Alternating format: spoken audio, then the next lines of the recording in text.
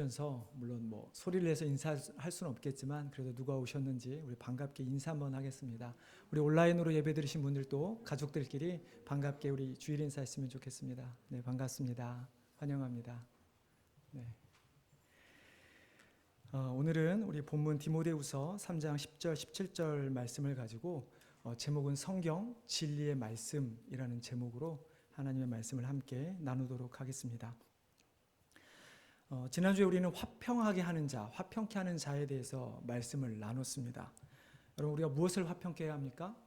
예수님께서 하나님과 우리를 화평하게 했던 것처럼 그 화평이신 예수 그리스도를 세상에 전하는 것, 이것이 우리가 화평하게 하는 자의 역할이라고 말씀을 드렸습니다. 그리고 그것은 단순하게 도덕적으로 잘 살고 남에게 피해를 주지 않고 남을 돕고 사는 그런 정도의 삶이 아니라 그런 모든 우리의 도덕적이고 선하고 우리가 열심히 하는 그런 삶을 통해서 예수 그리스도를 나타내는 것, 이것이 바로 화평하게 하는 자의 삶인 것이죠.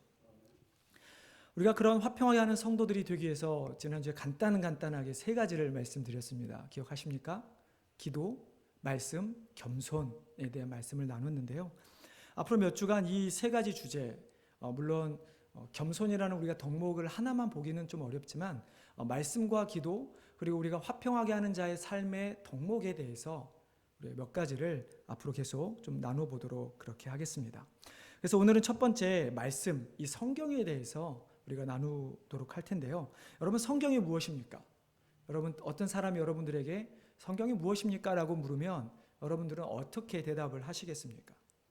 간단히 하면 오늘 제목처럼 진리의 말씀 아니면 하나님의 말씀이라고 우리는 이야기를 할 것이죠.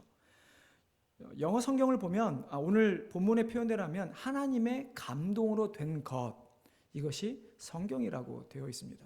여러분 영어 성경을 보면 All Scripture is God breathed 혹은 All Scripture is breathed out by God, 또 어떤 번역본은 All Scripture is inspired by God.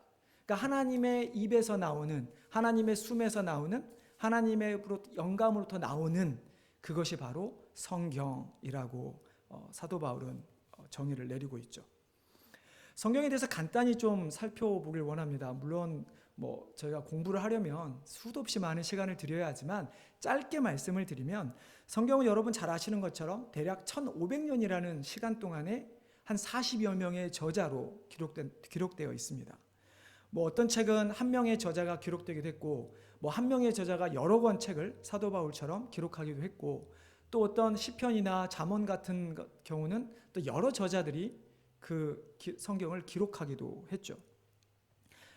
그러나 정확한 표현은 사람들이 기록한 것이 아니라 하나님께서 다른 시대, 다른 사람들을 사용하셔서 하나님의 말씀을 기록하도록 한 것이라고 우리는 이야기를 해야 하는 것입니다.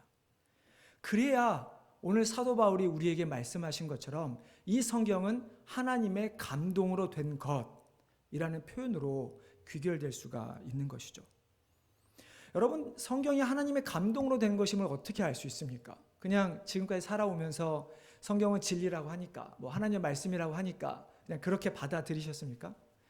여러 가지 객관적인 자료들이 있지만 우리가 가장 쉽게 알 수 있는 것은 성경은 아까도 말씀드렸지만 쓴 사람들이 40여 명이 넘습니다. 근데 그 기록한 저자들을 보면 똑같은 직업, 예를 들어 학자들 출신들이 다 모여가지고 앉아서 기록한 것이 아니죠. 어떤 사람은 모세 같은 경우는 어떤 직업이었습니까? 잘 보시면 실은 목자의, 물론 왕자로 그 애굽 나라에서 자라긴 했지만 결국은 목자 생활을 하다가 하나님의 부르심을 받았던 사람입니다. 베드로는요, 어부입니다. 사도 바울은요, 우리가 정말 지금까지 시대에 가장 뛰어난 신학자라고 하는 사도 바울, 여러분 천막 만드는 사람이었습니다. 물론 많은 성경에서 그가 유대교회에 아주 깊은 아주 놀라운 훈련을 받은 건 맞지만 그러나 그는 때때로 천막을 만드는 사람이었다는 것이죠.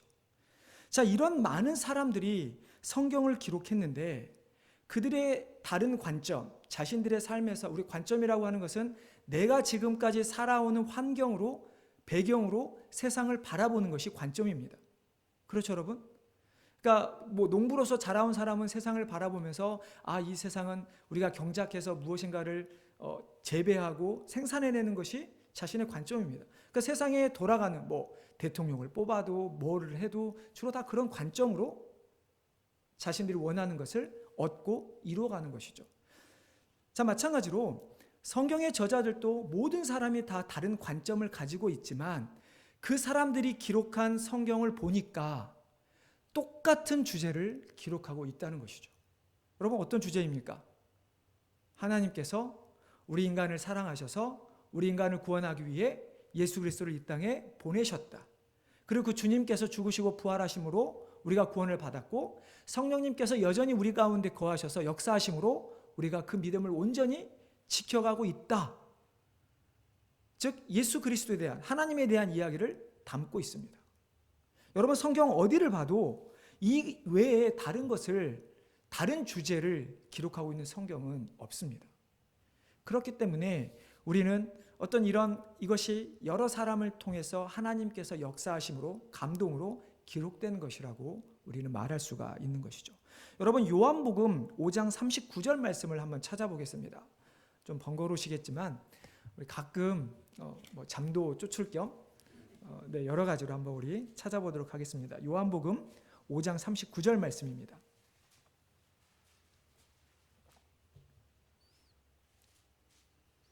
제가 중간중간에 물을 마시는 걸 좀 양해해 주십시오. 요즘에 목이 좀 자주 말라서 조금 자주 마시게 됩니다. 우리 찾으셨으면 한 목소리로 같이 읽어보겠습니다. 자, 시작. 너희가 성경에서 영생을 얻는 줄 생각하고 성경을 연구하거니와 이 성경이 곧 내게 대하여 증언하는 것이니라. 자, 예수님께서 요한복음에서 지금 말씀하시는 것이 사람들이 성경을 연구하는데 그 성경을 통해서 무엇을 얻어요? 영생을 얻는 줄 알고 이 성경이 누구 대해서 증거하고 있다고요? 예수 그리스도 자신에 대해서 증거하고 있다는 것입니다. 예수님께서 말씀하신 이 성경은 실은 구약을 의미합니다. 그 당시 유대인들이 너희들이 지금 공부하는 것이 성경, 구약이지 않느냐? 너희가 왜 성경을 읽고 있느냐? 그 성경을 통해서 영생을 얻기 위함이 아니냐? 그런데 그 성경이 너희가 생각하는 것처럼 제사를 열심히 드리고 율법을 지킨다 그래서 영생을 얻는 것이 아니라, 그것을 기록하고 있는 책이 아니라 이 성경은 누구를요? 자신 예수 그리스도를 기록하고 있는 성경이라고 말씀하고 있는 것이죠. 여러분, 예수님께서 요한복음 5장에서 우리가 읽은 말씀처럼 자신이 영생에 대한 근거라고 하는 어떤 예를 드는 것이 요한복음 3장으로 거슬러 올라가면 나와 있습니다. 3장에 어떤 내용이 나와 있냐면요, 여러분 잘 아시는 내용입니다. 광야에서 이스라엘 백성들이 죄를 범합니다. 그래서 하나님께서 어떻게 하시죠? 많은 사건들이 있지만 불뱀들을 보내서 이스라엘 백성들을 썰어버리십니다.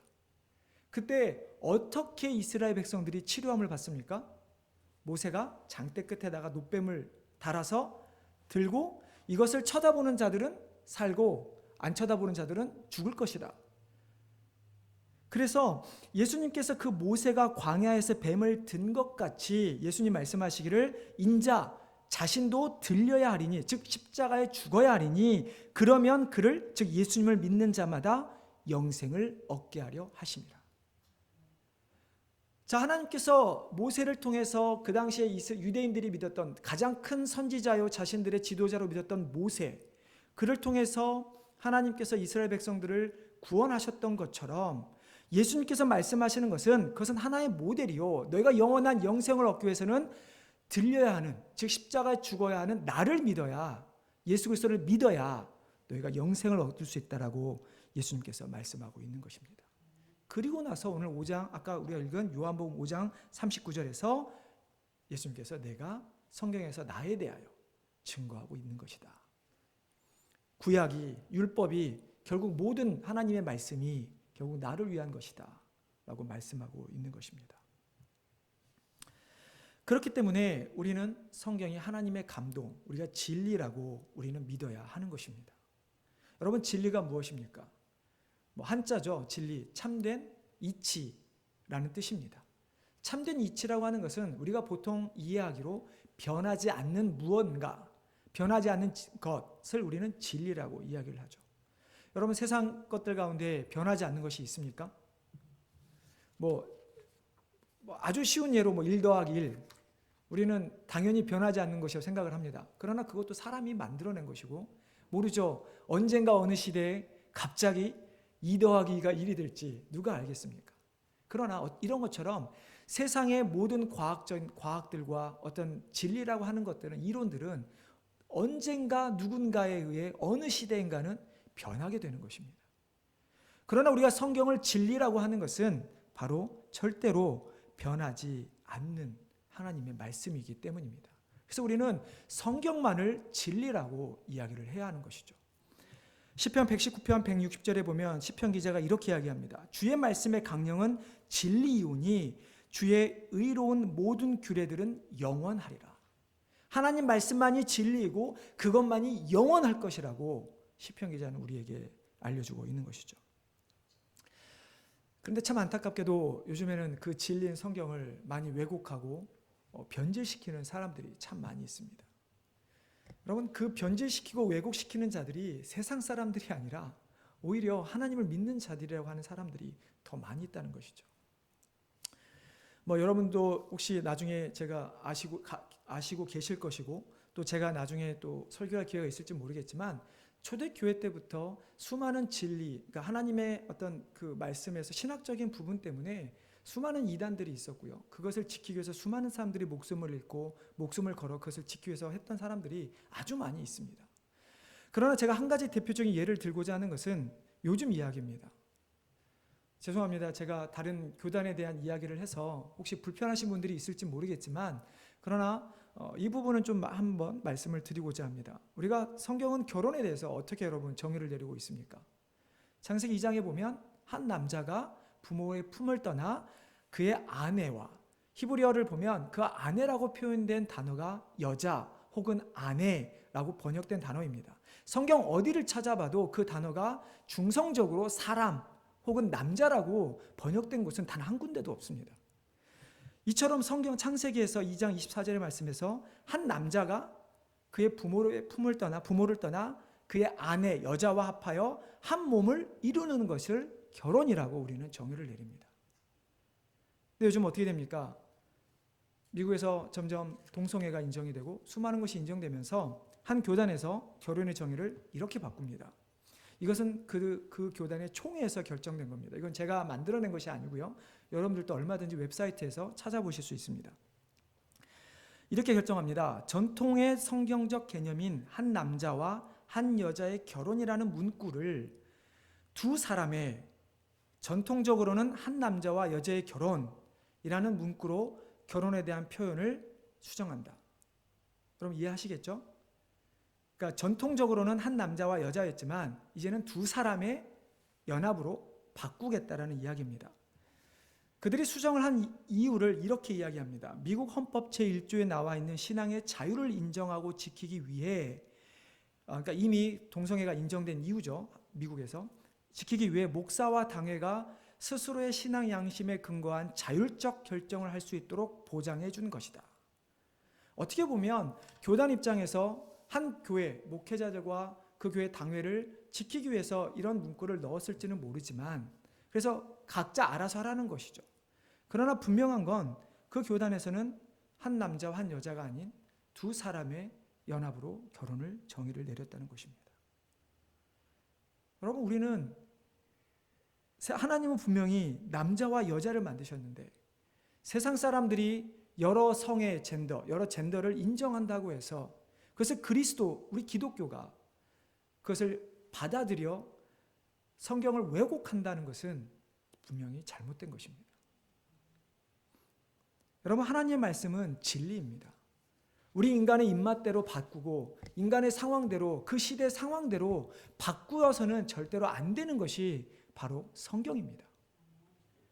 물론 우리가 인간인지라 말씀을 해석하고 말씀을 받아들이며 내 스스로 받아들임에 있어서 우리가 실수할 수 있습니다. 목사인 저도 제가 말씀을 전하지만 때론 저도 실수할 수가 있습니다. 혹시 여러분 제가 실수하면 언제든지 와서 알려주십시오. 그렇지만 우리가 성경에 기록된 이 말씀을 바꿔서 전해서는 결코 안 된다는 것이죠. 우리 기독교인들은 이 말씀을 바꾸지 않을 뿐만 아니라 이 말씀이 바뀌지 않도록 지킬 수호할 의무도 우리에게 있는 것입니다. 여러분, 유대인들 성경 기록한 거 들어보셨죠? 성경을 필사합니다. 여러분, 지금 남아있는 것은 사본입니다. 성경의 원본은 남아있지 않죠. 여러분 잘 아실 것입니다. 유대인들은 성경을 기록할 때마다, 구약을 기록하는데 하나님, 여호와라는 단어가 나오면 어떻게 하는 줄 아십니까? 그 단어가 나올 때마다 가서 목욕을 하고 목욕제계를 하고 경건하게 하고 와서 다시 적어갑니다. 만약에 하나님께서 말씀하시기를 나 여호와가 뭐 어떻게 너희에게 말하노니 여호와의 말을 이러면 여호와가 또 가서 목욕하고 적고 또 여호와가 그럼 또 이렇게 했을 정도로 경건하게 지켰던 자들이 유대인들입니다. 우리는 그것은 본받을 자세라고 생각합니다. 우리가 성경을 하나님의 진리의 말씀으로 받아들일 때 우리가 말씀을 통해서 말씀이 우리 가운데 역사하게 되고 우리는 그 하나님의 역사하심을 경험하게 될 것을 믿으시기 바랍니다. 이렇게 성경은 하나님의 감동으로 된 것이기에 오늘 말씀의 사도 바울은 우리에게 무엇이라고 말씀합니까? 교훈과 책망과 바르게 함과 의로 교육하기에 유익하다라고 말씀하고 있습니다. 이 네 가지도 드릴 말씀이 너무 많지만 너무 이게 자세히 설명은 드리지는 않겠습니다. 여기 성경에서 나오는 이 유익하다라는 말은 성경이 그 교훈, 책망, 바르게 의로움 이것을 하기 위해 쓸모가 있다, 유용하다, 맞다, 합당하다 이런 의미입니다. 자, 그렇다면 성경은 우리로 하여금 그렇게 우리를 교훈하고 책망하고 바르게 하고 의로 교육하게 해서 무엇을 하기 위함일까요? 대체 왜 우리를 교훈하고 왜 우리를 책망하고 왜 우리를 바르게 세우고 왜 우리를 의로 교육하려고 하는 것일까요? 여러분, 왜 성경을 읽으십니까? 우리 다시 한번 디모데후서 3장 17절의 말씀을 같이 읽어보겠습니다. 디모데후서 3장 17절 말씀입니다. 자, 시작. 이는 하나님의 사람으로 온전하게 하며 모든 선한 일을 행할 능력을 갖추게 함이라. 아멘. 이 말씀에서 사도 바울은 우리에게 두 가지를 이야기합니다. 왜 우리가 성경을 통해서 교훈을 받고 책망을 받고 바로 세우게 하고 의로 교육을 하는가? 첫 번째는 하나님의 사람으로 온전하게 하기 위함입니다. 여러분, 이 온전하게 하다라는 단어는 온전한, 완전한이라는 헬라어 알티오스라는 단어와 뭐뭇하게 하다, 무엇을 갖추게 하다, 이퀴비라고 성경은 번역된 성경도 있는데요. 라는 의미의 엑세르티스메노스라는 단어가 합쳐진 단어입니다. 그렇기 때문에 하나님의 사람으로 완전하게 철저하게 갖추게 하다라는 의미입니다. 그러니까 다시 말씀드리면 이 하나님의 말씀은, 그러니까 바울이 말하고자 하는 하나님의 말씀이 우리로 온전하게 하다라는 하는 것은 죄인인 우리가 어떤 예수 그리스도의 보혈을 통해서 우리가 의인이 되었다라는 것을 지금 말씀하고 있는 것이 아니라는 겁니다. 이 본문이 말씀하는 거죠. 성경은 우리로 깨닫게 하고 우리로 하나님 앞에 의롭게 하죠. 그러나 오늘 사도 바울이 말씀하고 있는 이 본문의 내용이 그 말씀이 아니라는 것입니다. 왜냐하면 어떻게 합니까? 17절에 자세히 보면 성경으로는 누구로 온전하게 한다고 말씀하고 있습니까? 하나님의 사람입니다. 그냥 죄인으로 온전하게 하는 것이 아니라 이미 의인이 된 하나님의 사람. 여러분, 하나님의 사람이라는 단어는 세상 사람들을 향해 쓰지 않습니다. 원래 이 Son of God, 이 말은 정확히 말하면 예수 그리스도 인자를 의미하죠. 그러나 사도 바울이 하나님의 사람이라고 언급했을 때는 예수 그리스도를 믿는 성도들을 의미합니다. 그렇기 때문에 사도 바울이 하나님의 사람으로 온전하게 하다라는 이 말은 성도들인 우리로 하여금 온전함을 갖추게 한다라는 의미입니다. 여러분 이해하시겠어요?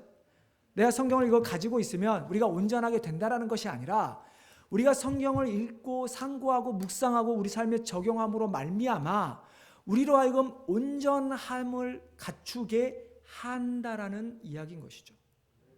자, 이걸 역으로 이야기하면 우리가 하나님의 사람으로 이 땅에서 온전하게 살아가기 위해서는 성경을 읽어야만, 성경을 읽고 묵상하고 적용해야만 우리는 하나님의 사람으로 온전하게 되어질 수 있는 것입니다. 여러분 그 예배소서에 우리 그런 거 나오죠. 성령의 검 막 이렇게 뭐라 그러죠? 전신갑주 이야기가 나오잖아요. 그 이야기도 우리로 그것을 입게 갖추게 하는 거잖아요. equipped라는 표현이잖아요. 마찬가지입니다. 성경 말씀은 우리로 하나님 사람으로 equipped하게 하는 것이 바로 성경, 갖추게 하는 것이 성경이라고 이야기를 하는 것이죠. 세상의 것들은 결코 우리를 온전하게 할 수 없습니다. 결코 우리를 완벽하게 할 수 없습니다. 세상의 것들은 어느 순간 앞에서도 말씀드렸지만 변하는 것이 세상의 것이고, 또 세상의 것은 눈에 보이게 변하지 않는다 할지라도 사람에 따라 다르게 적용되는 것이 바로 성경입니다. 세상의 것들입니다. 그러나 성경은 진리이기 때문에 변하지 않기 때문에 우리로 어느 시대든 내가 어느 환경에서 살아가든 상관이 없이 우리로 온전하게 하는 것이죠. 제가 청년들을 사역을 참 오래 했었습니다. 그래서 청년들한테 제가 특별히 청년들 리더들, 저희는 이제 순장이라고 불렀는데요. 아마 쉽게 설명드리면 여기는 구역장이라고 생각하시면 이해가 쉬울 것 같습니다. 순장들을 이제 훈련을 시키고 이제 순장 모임을 하면 제가 1년에 한 몇 차례 하는 이야기가 있습니다. 그게 뭐냐면 너희들 중에 서로 사귀면 데이트를 하면 먼저 꼭 나한테 와서 말을 해라 이야기를 합니다. 이유가 있습니다. 제가 목사가 일일이 꼬치꼬치 알아가지고 간섭하려고 하는 것이 아니라 아주 좋은 조언을 하나 해주기 위한 것이죠. 그들이 저를 찾아옵니다. 그러면 저는 이렇게 이야기합니다. 너희는 교회 청년부의 리더들이다. 리더들이기 때문에 많은 청년들이 너희들을 보고 있고 너희들의 행동에 따라서 많은 것들이 영향을 끼칠 수 있게 된다. 조심해라. 근데 분명히 너희들 데이트하면서 싸울 것이다. 아마 여기 우리 다 싸워보셨죠? 데이트할 때든 결혼해서든 아마 많이 싸워보셨을 텐데요. 그래서 분명히 싸우게 될 거다. 제가 예언가는 아니지만 그렇게 얘기를 합니다. 그래서 저는 이렇게 이야기를 합니다. 싸우게 되지만 너희들의 각자의 의견을 싸운다. 그러나 생각해봐라. 너희 둘 모두 20년이든 30년이든 각자 다른 환경에서 자랐기 때문에 분명히 생각하는 거, 가지고 있는 모든 것들이 환경이 다르다. 근데 어떻게 저 사람한테 나한테 맞추라고 하냐? 그럴 수 없다. 그러나 싸울 일이 있으면, 그래서 제가 그랬죠.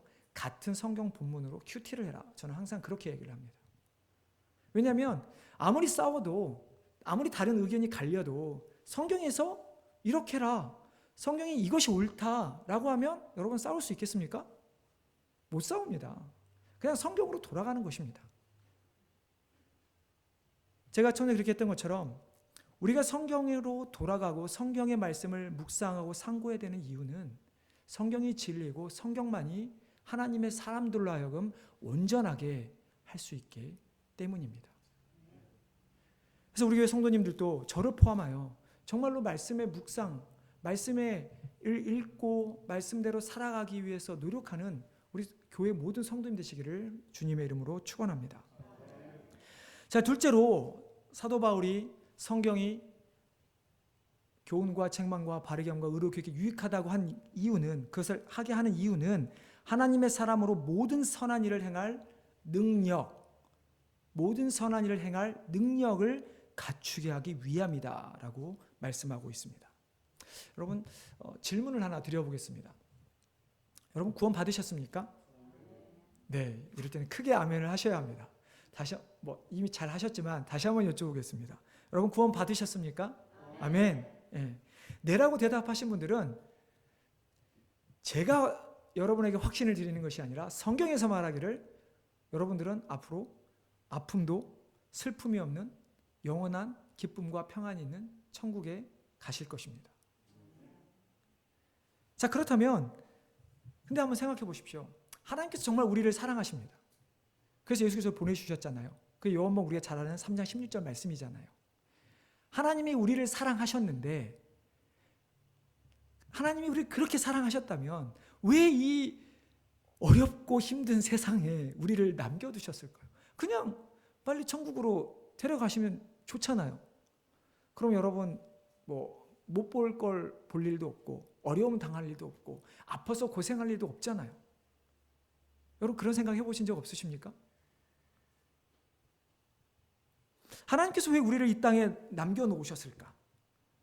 물론 우리가 예수님이 이 땅에 오신 이후에 우리는 이 땅에서도 물론 아무리 세상이 어렵고 힘들어도 우리는 이 땅에서 하나님 나라를 누리며 살아가야 합니다. 자, 그렇지만 여전히 이 땅은 예수님이 재림하시 전에 사단이 역사하는 사단의 역사 가운데 놓여 있습니다. 그렇기 때문에 우리는 수많은 어려움과 환난을 당합니다. 그런데 하나님께서 우리를 이곳에 지금 남겨놓으신 이유는 우리로 하여금 하나님께서 계획하신 하나님의 나라를 세우기 위함입니다. 더 쉽게 말하면 하나님께서 예정하신, 하나님께서 지금 구원에 놓으려고 택하신 믿지 않는 수많은 사람들에게 우리를 통해 복음을 전하게 하기 위해서 우리를 땅에 남겨놓으신 것입니다. 그러니까 여러분 살아가시면서 내가 진짜 왜 이거 하면서 이렇게 살아가고 있는가? 내가 이거 돈 벌어서 뭐 하려고 무슨 영화를 누리고 살아가는가? 이렇게 생각하지 마시고 아무리 어렵고 힘든 일을 하고 아무리 세상 사람들이 인정하지 않는 일을 한다 할지라도 우리는 그 모든 순간순간을 통해서 그렇지. 내가 하나님의 복음을 위해서 지금 때문에 살아가는 것이지. 라고 하면 우리는 살아가야 하는 것이죠. 자, 우리는 이 복음을 위해서 우리는 온전해져야 합니다. 하나님 사람은 온전해야 합니다. 하나님의 사람으로 온전함을 통해서 우리는 선한 일을 할 수 있는 능력을 얻게 되는 것이죠. 여러분, 우리가 살아가면서 정말 그리스도인답게 살아가고 노력을 한다면, 내가 정말 말씀대로 살아가고 노력한다면 하나님께서 우리에게 능력을 주시지 않겠습니까? 여러분이 그렇게 살지 않는다면 반대로 하나님께서 여러분들에게 능력을 주시겠습니까? 그렇게 살아가지 않는데 왜 능력을 주시겠습니까? 그렇게 해봤자 하나님의 이름이 아닌 우리 자신들의 이름이 드러날 뿐인데요. 우리가 온전하게 되고 모든 선한 일을 행할 능력을 갖추어서 복음을 전하고자 할 때 하나님께서는 우리에게 능력을 주시는 것입니다. 그럴 때야말로 믿지 않는 자들이 복음을 듣고 저 사람을 위한 것이 아닌 하나님의 이름을 높이게 되는 것이죠. 성경은 처음부터 일관되게 우리에게 구원이라는 예수 그리스도라는 주제를 우리에게 말씀하고 있습니다. 죄인들로 하여금 의인 삼아주신 그 의인이 된 성도들로 하여금 성령의 도우심으로 성령의 역사하심으로 온전하게 되어 모든 선한 일을 행할 능력을 갖추게 하는 이런 것들이 기록된 것이 바로 성경의 말씀입니다.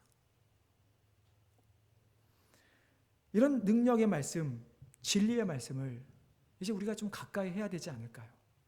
여러분 시간 없다고 너무 핑계대지 마시고 제가 지난주에 기도에 대한 말씀을 드렸던 것처럼 정말 한 구절이라도 하루에 한 구절이라도 시간이 없으시면 한 구절이라도 시간이 되신 분들은 한 장 여러분 잘 아시는 것처럼 제가 이 교회 와서 그때 몇 가지 자료들을 찾아보니까 성경 통독표도 있더라고요.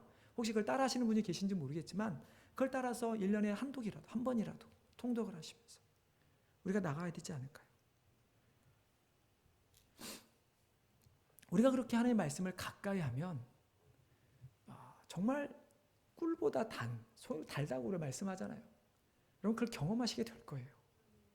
막상 읽을 때는 진짜 이게 뭔 말이지 때로는 이해도 안 가는 말이 있고 레위기를 읽다 보면 무슨 나랑 상관도 없는 제사는 뭔 이렇게 길게 해서 그래서 대부분이 레위기에서 막혀서 또 1년 지나가고 또 새해가 되면 다시 창세기로 돌아가서 출애굽 가면 끝나고 이런 일이 반복되는데 여러분 좀 꾸준히 한번 읽어보십시오. 그리고 혹시나 정말 이해가 안 되고 정말 뭔가 이상하다 그러면 이제 신앙생활을 시작하셨거나 말씀을 읽기 시작하신 분들 저는 지금 새롭게 시작하신 분들을 말씀을 드립니다.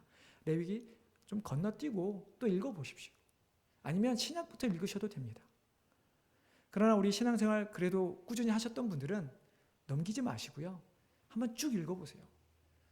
제가 신학교에서 실은 배운 많은 것들보다 더 많이 제 머릿속에 남고 저에게 은혜됐던 것은 부모님의 강압과 그러니까 당근과 채찍이죠. 때문에 어렸을 때 성경을 정말 통독을 많이 했던 것 같아요. 저는 그게 처음에는 몰랐는데 너무 감사가 돼요. 성경 통독을 많이 하게 되면 나중에 어떤 설교 말씀을 들어도 이것이 연결되어서 이게 단순히 요 말을 하고 있는 것이 아니라 정말 성경 하나님께서 말씀하시는 전체 주제에서 그 말씀을 이해하게 됩니다.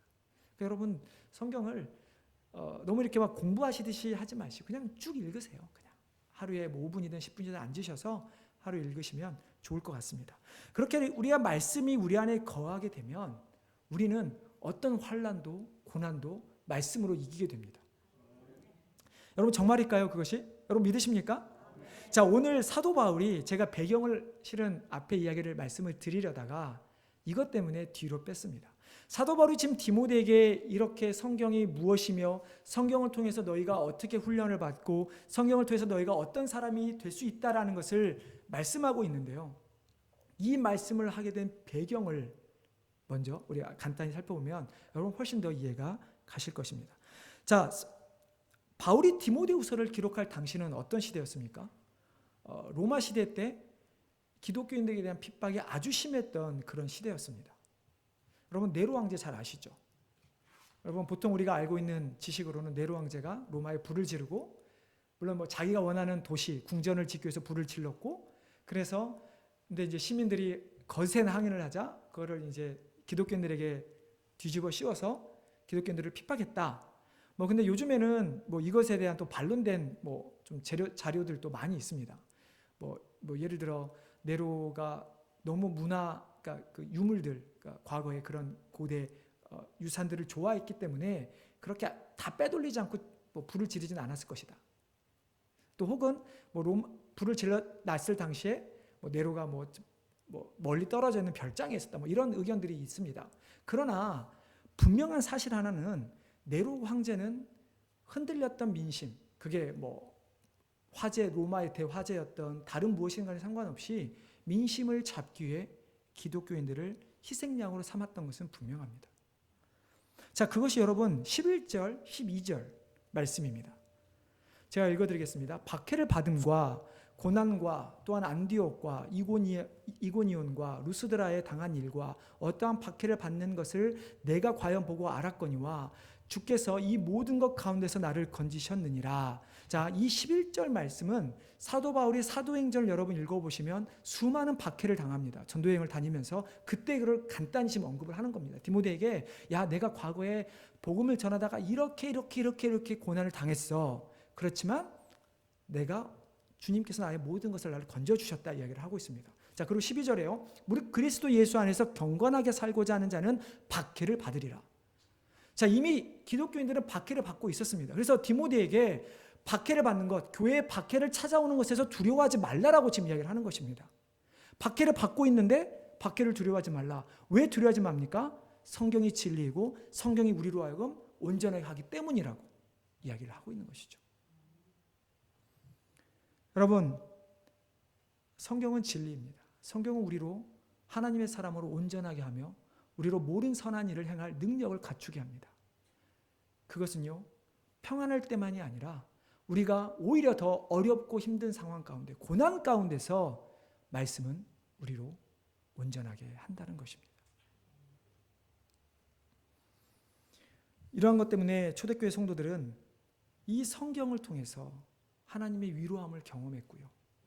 이 성경의 말씀을 통해서 박해 가운데서도 기쁘게 견뎌내며 순교할 수 있었던 것입니다. 우리는 살아가면서 과연 무엇을 우리는 희생하고 있을까요? 여러분들은 우리는 어떤 핍박을 받고 있습니까? 초대교회 성도들과 비교할 수 있을까요?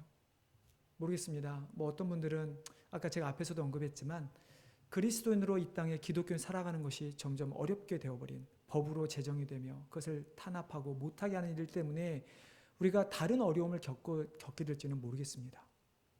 그러나 아직까지 우리는 초대교회 성도들보다는 덜 핍박을 받고 있는 것이 맞습니다.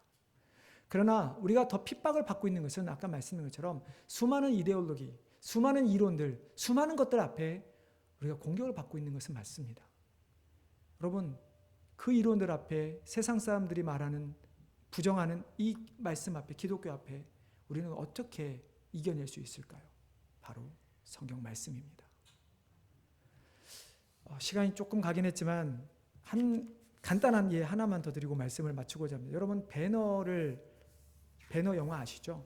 그 영화를 제작한 쓴 감독이 루 월러스라는 사람이 있습니다. 뭐 이분에 대한 것도 보니까 뭐 잘못된 것들 전해진 게 많더라고요. 원래 무신론자였는데 그래서 뭐 그리스도 예수를 믿는 자들을 기독교를 공격하기 위해서 배너를 성경을 연구하다가 뭐 바뀌었다 뭐 이런 일들도 있는데 이 사람은 어렸을 때부터 어머니의 신앙 밑에서 자랐던 사람입니다.